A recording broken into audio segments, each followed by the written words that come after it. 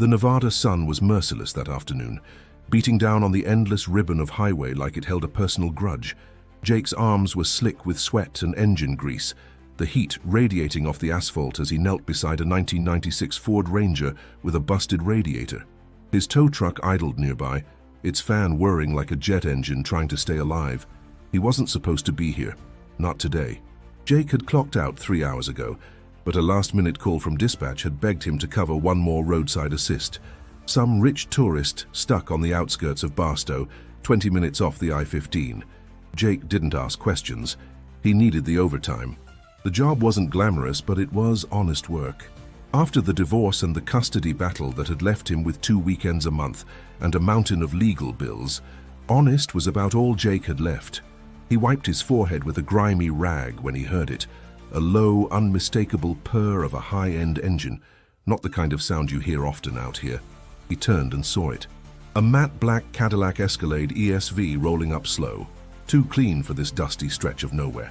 It eased to a stop about 50 feet ahead. Smoke trickled from under the hood. Jake stood, squinting against the sun.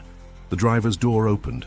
A man stepped out, tall, lean, with a swagger in his walk and a hoodie pulled low over his face. Jake couldn't see him clearly, but something about the way the guy moved, it wasn't normal.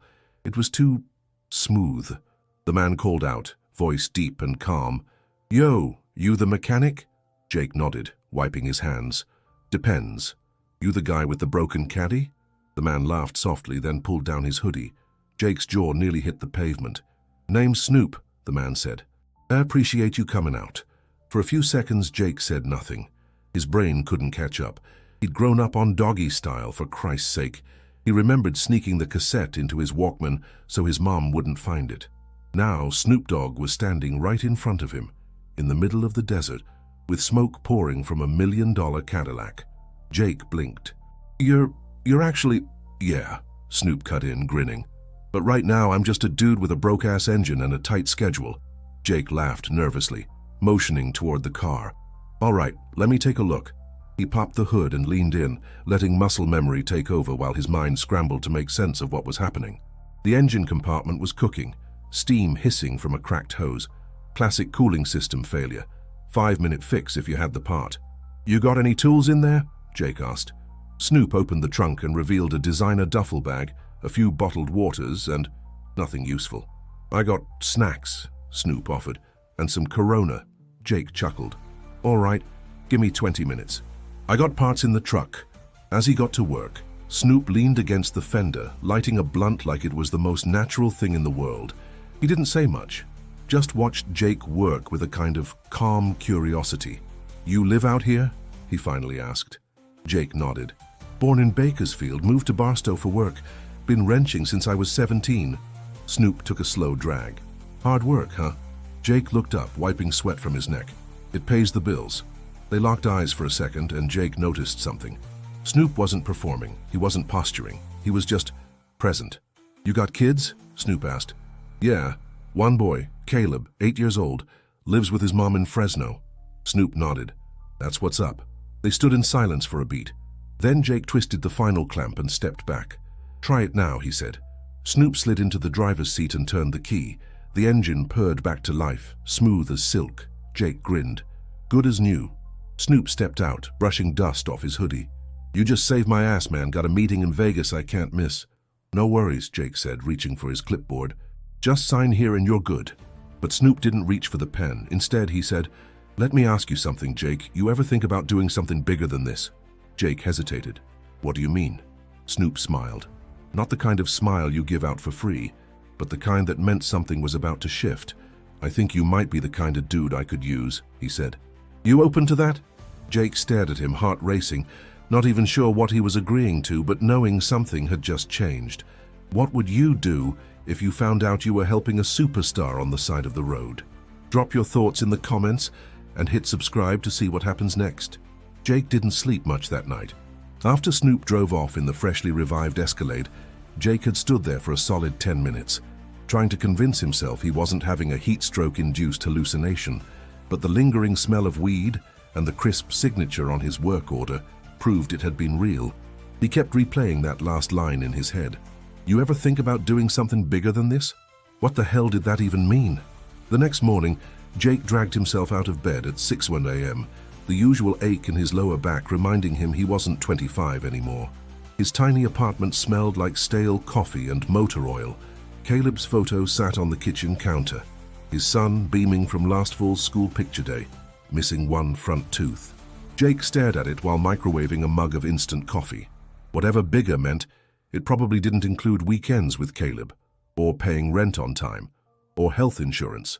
He shook it off, put on his grease-stained coveralls, and headed to the shop. By 9, he was elbow-deep in a busted transmission when his phone buzzed. Unknown number. He wiped his hands on a rag and answered. "Jake." "Yo, it's Snoop." Jake nearly dropped the phone. "Wait, what?" "Snoop. From yesterday. Cadillac in the desert. You saved me, remember?" Yeah, of course I remember. I just wasn't expecting a call." Snoop chuckled. "I got your number off the work order. Look, I meant what I said. You seem solid. Not a lot of people like that in my world. I need someone reliable. Mechanical skills, good instincts, knows how to keep his mouth shut." Jake blinked. "You want to hire me?" "Freelance. Few gigs here and there. Cars, mostly. Maybe some security transport stuff. Nothing illegal. Just need someone I can trust. You in?" Jake stared at the open transmission. Grease streaked across his arm, sweat collecting at the edge of his bandana. "Why me?" There was a pause on the line, then, "'Cause most people would have recognized me and asked for a selfie. You just fixed the car." Jake exhaled. His heart thumped loud enough to hear. He looked around the garage. Same fluorescent lights, same oil-stained floor, same co-workers who barely nodded at him when he walked in. What would I have to do? "I got a tour bus leaving LA next week. Headed north. Couple weeks on the road. One of the backup drivers flaked. You'd ride in the follow van, keep the engines running, make sure we stay mobile. I'll pay double whatever you're making now." Jake leaned against the bench. He thought about Caleb. He thought about the alimony check that barely cleared last week. And he thought about what it would mean to walk away from the one stable thing he had. "Can I call you back?" Snoop didn't hesitate. "Of course. But don't take too long. World don't wait, my man." Click. Jake set the phone down slowly. The shop around him buzzed like normal, but something had shifted in his chest. The universe had cracked open for a second, just wide enough for a mechanic from Barstow to peek through. He finished the transmission, went home early and cracked open a beer. Then 2 more. By sunset, he was pacing the kitchen floor. He could stay here, keep grinding, keep losing weekends with his son, and praying nothing in the truck broke down that he couldn't afford to fix. Or he could roll the dice. 1 shot, 1 ride. He stared again at Caleb's picture. Then he picked up the phone. "Hey," he said when the line picked up, "I'm in." 4 days later, Jake stood in the parking lot of a private studio complex in Van Nuys, suitcase in hand, staring at the kind of tour bus that only existed in rap videos and Instagram stories, matte black with chrome trim, tinted windows, and a custom license plate that read DOGG. A man with a clipboard and an earpiece waved him over. "You Jake?" "Yeah." "Cool. You're in the follow van." He pointed to a blacked-out Chevy Suburban behind the bus. "Keys are inside. Drive safe. We roll in 15. The guy was already walking away before Jake could ask any questions. So this was it. He walked to the van, tossed his duffel bag in the back, and took a moment to absorb where he was. A mechanic from Barstow who didn't own a suit, now part of Snoop Dogg's tour convoy. The first hour on the road was uneventful. They headed north up the 101, the Pacific sparkling to the west. Jake kept a 2-car buffer from the bus, just like he was told. He listened to old-school G-Funk on the radio and wondered how long it would take for this all to stop feeling like a prank. At a gas stop outside Santa Barbara, Snoop strolled up to the Suburban, dressed in a velvet tracksuit and house slippers. "You made it," he said, leaning on the passenger window. Jake laughed. "Yeah, still half convinced I'm dreaming, though." Snoop nodded toward the pump. "You know what I admire about you, Jake?" "What's that?" "You ain't trying too hard. Most people in this world, they force it. But you just show up." Jake smirked, unsure how to respond. "Well, thanks, I guess. You're gonna fit in just fine." As the tour snaked up the coast, Jake settled into a rhythm. He fueled up the vehicles, checked fluids, handled minor repairs, and kept a low profile. No drama, no ego, just work. By the 3rd night, they were in Oakland for a private show. Jake watched the crew unload from the sidelines, amazed at the machine behind the music. Every person knew their job. lighting techs, sound guys, wardrobe assistants, even a personal chef who handed Jake a plate of jerk chicken without a word. Later that night, as Jake was checking tire pressure on the van, a guy with gold-rimmed glasses and too much cologne approached him. "You the new guy?" "Yeah," Jake said. "Name's Marcus. I run logistics for the label. You came recommended." Jake raised an eyebrow. "By who?" "By Snoop. That don't happen often." Marcus handed him a card. "We keep an eye on people who keep their heads down and get things done. If this run goes smooth, we might have more work for you." "Serious work." Jake nodded slowly. "Got it." As Marcus walked away, Jake looked at the card. No company name. Just a number and a gold foil logo he didn't recognize.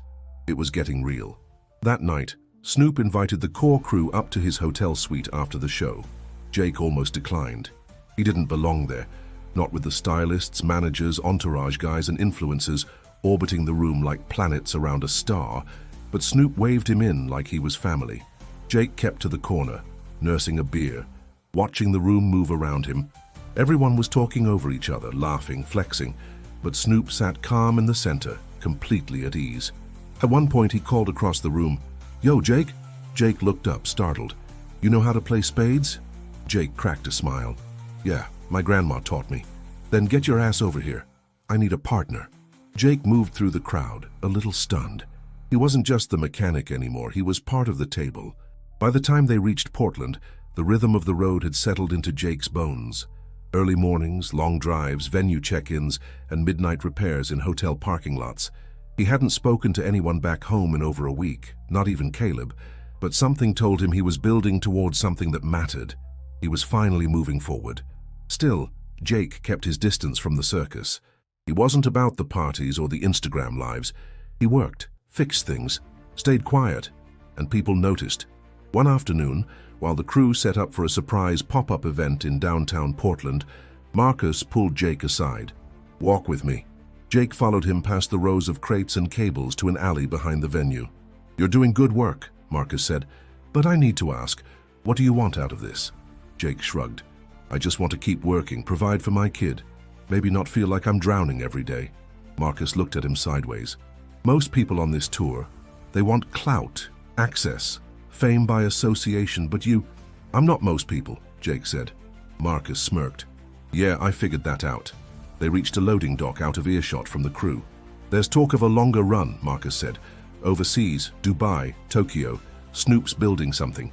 A lifestyle brand. Cars, merch, even a reality show. He wants people he trusts to help run the foundation." Jake frowned. "You think I'd fit into that?" "I think you already do," Marcus replied, "but it's up to you. Some people aren't built for the spotlight. They hold the light steady for others." Jake let the words sink in. It wasn't a glamorous offer.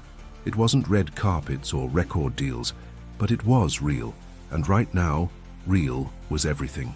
Later that night, as the bass pulsed through the concrete walls, Jake leaned against the Suburban and watched the crowd surge around the pop-up stage. Snoop's voice echoed through the blocks, smooth and confident, commanding every ear. Jake found himself smiling. He hadn't smiled like this in years. As the crowd thinned and the crew began packing up, Snoop emerged from the venue, flanked by security and nodding fans. He spotted Jake and walked over, handing him a bottle of water. "You good?" Jake nodded. "Yeah, I'm good." Snoop sat on the edge of the van, rubbing his knees like they ached. "You know," he said, "when I started out, people told me I was just a novelty, a phase. Now I got 5 businesses, 3 charities and a damn cookbook." Jake laughed. "You've earned it." Snoop looked at him, serious now. "So will you if you keep showing up." Jake nodded slowly. The words carried weight. As they drove out of Portland that night, winding through pine-covered hills under a heavy sky, Jake finally made the call. He dialed Rachel, his ex. "Hey," she answered. "Everything okay?" "Yeah," Jake said. "Just wanted to check on Caleb. Tell him I miss him." There was a pause, then her voice softened. "He misses you too. He drew a picture of a race car yesterday. Said his dad's probably fixing one just like it." Jake swallowed hard. "Tell him I'm doing something good," he said. "Something that might actually change things." "I will," Rachel replied. "And Jake?" "Yeah? I'm proud of you." Jake didn't say anything for a moment. Then, "Thanks." As he hung up and turned back to the road, The sky opened up just enough for the moon to break through. The world looked different now, like maybe it wasn't just survival anymore. Maybe it was the beginning of something better.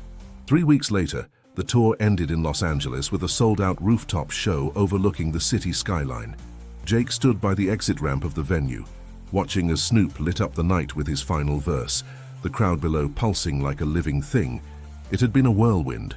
From the desert to Seattle, from fuel stops in nowhere towns to backstage laughs with people Jake never thought he'd meet. And yet through it all, he never stopped being what he'd always been, a mechanic. Just now, one who people actually noticed. After the show, the crew gathered in a private lounge to celebrate. Jake hung back, sipping water, his nerves wired in that strange, quiet way when something big is about to end, or begin. Snoop found him near the balcony. "Yo, got a minute?" Jake followed him outside. The LA lights stretched forever. "I wanted to say thank you," Snoop said, leaning on the railing. "You held it down, no complaints, no slip-ups, that's rare." Jake shrugged. "You gave me a shot. I just didn't want to waste it." "Well, you didn't." Snoop reached into his coat and pulled out an envelope. "This is a bonus, and a letter of recommendation if you ever want to go corporate. But I hope you won't." Jake raised an eyebrow. "Why's that?" "Because I want to offer you a full-time gig," Snoop said. "Fleet manager. All the cars, buses, bikes, even the lowriders. And eventually a custom garage in Long Beach. Yours to run." Jake blinked. "You serious?" "Dead serious. I need someone real, and you're as real as they come." Jake stared at the city for a long moment. Then he nodded, slow and certain. "I'm in." Snoop smiled. "Knew you would be." 3 months later, Jake stood in front of a refurbished warehouse near the Long Beach docks. The sign above the garage door read, "Dogg House Customs." His name was on the lease. His tools were on the wall. And for the first time in years, his future wasn't something he feared. Caleb ran through the open bay doors, arms wide, beaming. "Dad, that's the lowrider from your phone." Jake laughed, lifting him into the air. "That's right.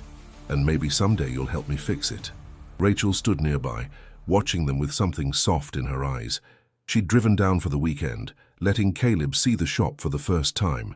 Jake walked her through the garage, showing off the lift, the paint bay, the customized Impala waiting for Snoop's next music video. "I still can't believe all this," she said. Jake looked around. Neither could he, but it was real. Because he had shown up, because he had said yes, and because sometimes helping a stranger on the side of the road turns out to be the exact turn your life needed. Sometimes it just takes one choice to change everything. If you liked Jake's story, don't forget to subscribe and click the video on screen. It was handpicked just for you, and you're going to love it.